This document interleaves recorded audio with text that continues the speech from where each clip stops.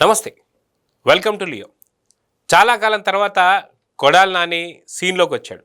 అయితే వచ్చి ఏమంటున్నాడు అనేది ఆయన మాటల్లోనే విందాం. అయితే ఒక ప్రముఖ మీడియా ఛానల్ అడుగుతున్నటువంటి ఒక ప్రశ్నలకి కొడాలి నాని ఎలాంటి సమాధానాలు చెప్తున్నారో చూద్దాం. మొత్తానికి అది చూసి మీరే నవ్వుకుంటారు. కొడాలి నాని గారు ఇన్ని రోజులు ఏమైపోయారు? మీ ఇల్లు ఎక్కడో జ్యోతి రోజు వచ్చి కనపడారు.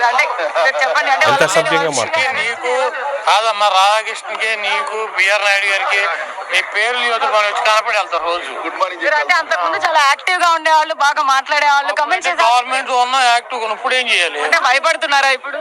దేనికి?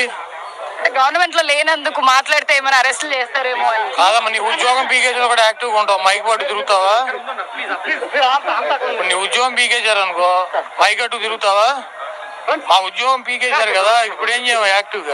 వంశీ అరెస్ట్ ఎలా చూస్తారు? అరెస్ట్ లాగా చూస్తున్నామ్మా. ఏముంది, ఇవన్నీ మామూలుగా చిన్న చిన్న విషయాలు. నెక్స్ట్ మిమ్మల్ని అరెస్ట్ చేయబోతున్నారు అని కూడా రెడ్ బుక్ లో నెక్స్ట్ మీ పేరే ఉందని కూడా వార్తలు వినిపిస్తాయి. నేను కూడా రెడ్ బుక్ మీరు చూసారా? నాకు చూపించలే, మీకు చూపించాడా? పార్టీలో అయితే మీరు ఉన్నారు కదా సార్, మరి ఏ పార్టీలో? పార్టీలో ప్రస్తుతం మీరు యాక్టివిస్ట్ గానే ఉన్నారు కదా, ఎందుకు లేనని చెప్పి నువ్వే చెప్పావు. ఈ రెడ్ బుక్కులు బ్లూ బుక్కులకి ఏం ఉపయోగం లేదు. అయితే విన్నారు కదా కొడాలి నాని మాటలు. అయితే చాలా కాలం తర్వాత, సుదీర్ఘ కాలం తర్వాత మళ్ళీ ఏదైతే జగన్ వస్తున్నాడో ఖచ్చితంగా కీలకమైనటువంటి ఆదేశాలు ఏదైతే ఉన్నాయో జగన్ నుంచి వచ్చాయా లేదా భారతిరెడ్డి నుంచి వచ్చాయో తెలియదు, కానీ వీళ్ళ ఆదేశాలతో మాత్రం కొడాలి నాని ఇప్పుడు ఏదైతే వల్లంనేని సంబంధించినటువంటి ఒక అరెస్ట్ విషయంలో అయితే వచ్చారు. జగన్ రమ్మన్నాడు కాబట్టి వచ్చినట్టుగా మనకు తెలుస్తుంది. అయితే కొడాలి నాని మాటల్ని ఎలా తీసుకోవాలనే దానిపై మనతో పాటు సీనియర్ జర్నలిస్ట్ కనకదుర్గ వడ్లమణి గారు ఉన్నారు. వాళ్ళని అడిగి తెలుసుకుందాం. మేడం నమస్తే. నమస్తే అండి. మేడం, కొడాలి నాని గారికి సంబంధించి మనం చూసుకుంటే ప్రజల్లో మీరు ఎందుకు లేరు, ఎందుకని కనపడడం లేదు అన్నట్టుగా అడిగినటువంటి ప్రశ్నకి తను చెప్పే సమాధానాన్ని ఎలా తీసుకోవాలంట? ముందు అసలు కొడాలి నాని ఒక ప్రజా ప్రతినిధ అనే ప్రశ్న మనం వెయ్యాలి అతన్ని. ఎందుకంటే ఉద్యోగం పోయింది అంటే రాజకీయాల్లో ఉండడం ఉద్యోగం అంటే మనకి ఇంతకాలం తెలియదు. అది ప్రజాసేవ అని అందరూ చెప్తూ వచ్చారు. సో ఇప్పుడు మనం ఇంకొక విషయం కూడా చెప్పచ్చు ఇక్కడ.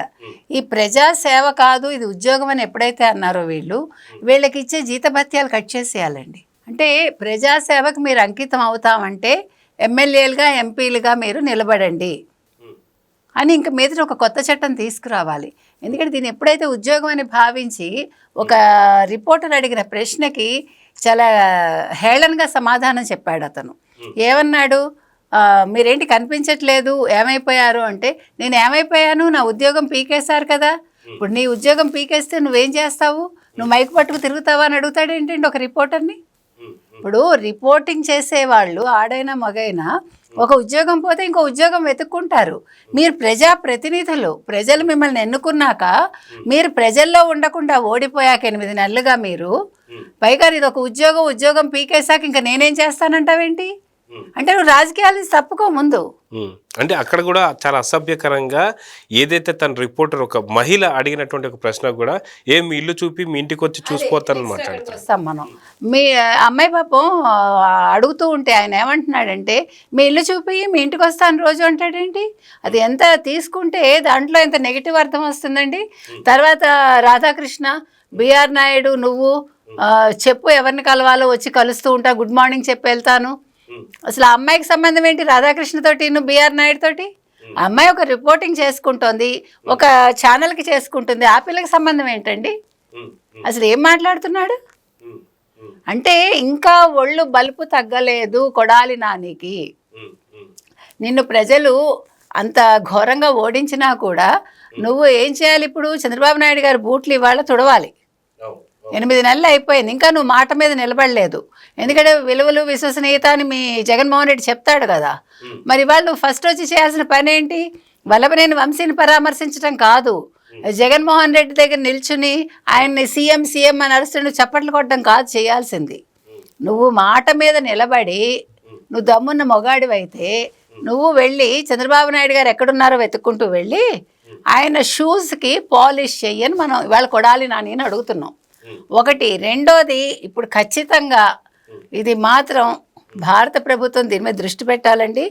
రాజకీయ నాయకులందరూ కూడా ఒక ఉద్యోగం చేస్తున్నారనే ఒక కొత్త విషయాన్ని ఇవాళ కొడాలి నాని వ్యక్తపరిచాడు కాబట్టి దీని మీద దృష్టి పెట్టి అసలు ఇంతకాలం వీళ్ళు ఉద్యోగాలు చేస్తే వీళ్ళు ట్యాక్స్ కట్టారా లేదా, అసలు వీళ్ళు ఏం చేశారు, రోజు వీళ్ళ కార్యక్రమాలు ఏం జరిగాయి 5 ఏళ్లలో, వీళ్ళు అసెంబ్లీకి వెళ్ళారా లేదా, ఈ కార్యకలాపాల మీద దృష్టి పెట్టాలండి.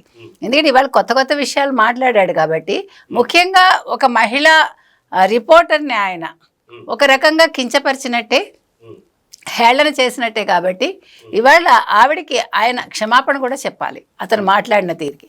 తర్వాత మీరు అరెస్టులకు భయపడుతున్నారా, నెక్స్ట్ మీరే కదా మీదే అరెస్ట్ అంటున్నారంటే నేను దేనికి భయపడిన అన్నాడు. అంటే రెడ్ బుక్ గురించి ప్రస్తావన వస్తే రెడ్ బుక్లు బ్లూ బుక్లు అన్నీ వేస్ట్ అన్నాడు. అంటే ఇక్కడ ఈ బ్లూ బుక్ అనేది మరి వైసీపీకి సంబంధించిందని అతనికి గుర్తులేదా? అంటే వైసీపీ వేస్ట్ అని ఆయన ఇవాళ డిక్లేర్ చేశాడా? మీరు ఏ పార్టీలో ఉన్నారు అంటే నేను ఏ పార్టీలోనూ లేను అని అన్నాడు. అంటే వైసీపీలో లేడా? మరి ఇవాళ ఎందుకు వచ్చాడు బయటికి? ఇవాళ జగన్మోహన్ రెడ్డి కూడా దీని మీద దృష్టి పెట్టుకోవాలి. అంటే నీ దగ్గర ఉండేవాళ్ళు, నీ కోసం పనిచేసాము, బూతులు మాట్లాడాము అన్నవాళ్ళు ఇవాళ అసలు మాకు పార్టీతో సంబంధం లేదు, మేమెందుకు రావాలి, మాకు ఉద్యోగం లేదు, సద్యోగం లేదు అంటూ, అంటే వాళ్ళకి క్యాష్ అండ్ క్యారీ ఉంటేనే పనికి వస్తారు వాళ్ళు. అంటే మనకి పనికి ఆహార పథకం కింద వీళ్ళకి జీతం ఉంటేనే వీళ్ళు ఉద్యోగాలకు వస్తారు. కాబట్టి ఇవాళ పార్టీలో అతను లేడు. అతను చెప్పిన మాటల ప్రకారం బ్లూ బుక్ను అతను కించపరిచాడు. ఎందుకంటే జగన్మోహన్ రెడ్డే చెప్పాడు మీరందరూ బుక్కులు రాసుకోండి, మీరందరూ కూడా మెయింటైన్ చేయండి అని. అంటే జగన్మోహన్ రెడ్డిని ఇవాళ హేళన చేసినట్టే. సరే రెడ్ బుక్ నీకు చూపించారా, నాకు చూపించలేదు, నాకు తెలియదు అన్నాడు. ఇర్రెలవెన్స్ అనుకోండి, మనకు సంబంధం లేదు అది. కానీ బ్లూ బుక్ విషయము, తర్వాత నేను వైసీపీ పార్టీలో లేను అన్న విషయం ఇవాళ ఖచ్చితంగా జగన్మోహన్ రెడ్డి చూసుకోవాలండి. ఇతన్ని వెంటనే సస్పెండ్ చేయాలి. అయితే మనం చూసుకుంటే తన మాటల్లోనే ఏదైతే మాట్లాడుతున్నాడో నా మీద కూడా, అంటే అక్కడ ఉన్నటువంటి రిపోర్టర్ అడిగినటువంటి ప్రశ్నకి మీ మీద కూడా కేసులు పడబోతున్నాయా అంటే 3 కాతే 30 కేసులు పెట్టుకోమని చెప్పి మేకపోతు గాంభీర్యం అయితే చూపిస్తున్నాడు. కానీ ఎందుకని ఇన్ని రోజుల దాకా కూడా ఎందుకని బయటికి రాలేదు? ఎప్పుడైతే మీరు ఇందాక అన్నట్టుగా ఎలక్షన్స్ అయిపోయిన వెంటనే ఒకవేళ నిజంగా చంద్రబాబు నాయుడు గెలిస్తే నేను బూట్లు దుడుస్తూ కూర్చుంటా అని చెప్పేసి అన్న మాట ఏదైతే ఉందో ఆ మాట మీద కూడా కట్టుబడి లేదు. సో దీనికి సంబంధించి 3 కాతే 30 కేసులు పెట్టుకోమని చెప్పి అనే మాటల్ని ఎలా తీసుకోవాలంటే ఏం చెప్తారు? పిరికివాని మదిని బింకమీలాగురా విశ్వదాభిరామ వినురవేమ అన్నారు. అంటే పిరికివాడు కాబట్టి బింకంగా మాట్లాడుతున్నాడు. 3 కేసులు కాకపోతే 30 కేసులు పెట్టుకోండి అని. నువ్వు అంత నిజంగా నీకు ధైర్యం ఉండుంటే నువ్వు 8 నెలల క్రితమే బయటకు వచ్చి ప్రజల్లోకి వచ్చి నేను చంద్రబాబు నాయుడు గారి షూస్ తుడుస్తాను, నేను తుడవననే చెప్పు ఉండాలి. లేదు వెళ్ళి తుడవాలి 2. నెక్స్ట్ 3 ప్రజల్లో ఉండాలి ఆయన.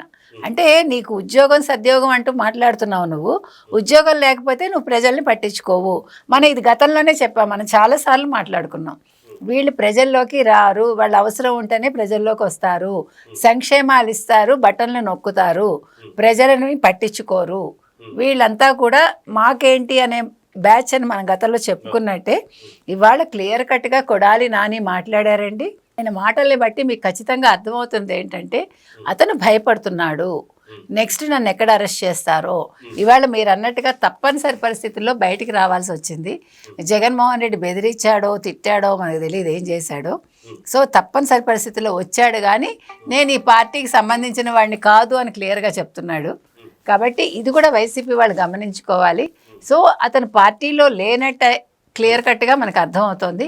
సో ఇంకా ప్రాథమిక సభ్యత్వానికి అతను రాజీనామా చేసి అతను మరి ఏం చేస్తాడు, నెక్స్ట్ జైలు గోడలు చూసుకుంటూ ఏమైనా పుస్తకాలు రాసుకుంటాడో లేకపోతే భూత పురాణం రాసుకుంటాడో మనకు తెలియదు. నెక్స్ట్ అయితే మాత్రం కొడాలి నాని ఫ్యూచర్ అయితే అదే. అయితే ఇప్పుడు మాట్లాడినట్టు మాటల్లో కూడా నేను అంటే తను ఏదైతే రిపోర్టర్తో మాట్లాడినట్టుగా నీ ఉద్యోగం పోతే నువ్వు మైక్ పట్టుకుని తిరుగుతావా, అంటే నీకు జీతం వస్తేనే నువ్వు పని చేస్తావు కానీ నీకు జీతం రాకపోతే నువ్వు పని చేస్తావా అన్నట్టుగా. అంటే దందాలు ఉంటేనే మేము ప్రజల్లో ఉంటాం కానీ దందాలు లేనిది, గడ్డం గ్యాంగులు లేనిది, లేదంటే భూ కబ్జాలు లేనిది, అక్రమాలు లేనిది, అవినీతి లేనిది ప్రజల్లో మేము తిరగము అని చెప్పేసి అంటున్నప్పుడు ప్రజలు దీన్ని ఎలా తీసుకోవాలి, ప్రజలు ఎలాంటి సమాధానం చెప్పాలంటే ఏం చెప్తారు? అదే మీరు అన్నట్టుగా ఉద్యోగం పీకేశాక నేను ఇంక బయటకు ఎందుకు వస్తానన్నాడు. అంటే ప్రజల్లోకి రాడు, ప్రజలు ఓట్లు వేయలేదు కాబట్టి ప్రజలను పట్టించుకోడు. ఇది ప్రజలు గమనించాలి. మనం ప్రతిరోజు చెప్తున్నామండి వైసీపీ వాళ్ళ యాటిట్యూడ్స్ అనేవి ఇలాగే ఉంటాయి, ఇది ప్రజలు గమనించాలి.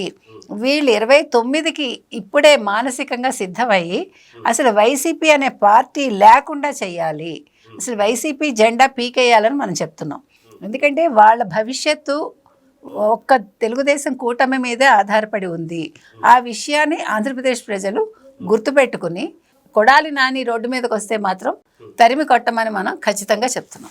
సో చూద్దాం మేడం, మొత్తానికి ఇన్ని రోజుల తర్వాత బయటకు వచ్చిన తర్వాత కూడా ప్రజల మీద తను మాట్లాడుతున్న మాటలు కావచ్చు, ఒక మహిళతో మాట్లాడేటువంటి ఒక సభ్యత కూడా లేకుండా మాట్లాడుతుంది. మరి అది జగన్ చూసుకున్నటువంటి ఒక ధైర్యం వల్ల ఏమో తెలియదు కానీ ఇంకా మీరు సభ్యత గురించి అలాంటి పదాలు మాట్లాడొద్దు దయచేసి. మహిళల గురించి ఇలా మాట్లాడకపోతే మీరు ఆశ్చర్యపోవాలి. ఇదేంటి కొడాలి నాని మారిపోయాడా అని మీరు ఒక ట్యాగ్ లైన్ పెట్టుకోవాలి. కాబట్టి కొడాలి నాని ఇంకా అదే మైండ్ సెట్తో ఉన్నాడు, మారలేదు. మారిందల్లా అతనికి ఉద్యోగం లేకపోవడం అనే ఒక స్పృహతోటి ఉన్నాడు. కాబట్టి అతను దందాలు లేవు, అందుకని ప్రజల్లోకి రాడు అనేది ప్రతి ఒక్కళ్ళు గుర్తుపెట్టుకోవాలి. సో చూద్దాం మేడం ఏం జరగబోతుందో. నమస్తే.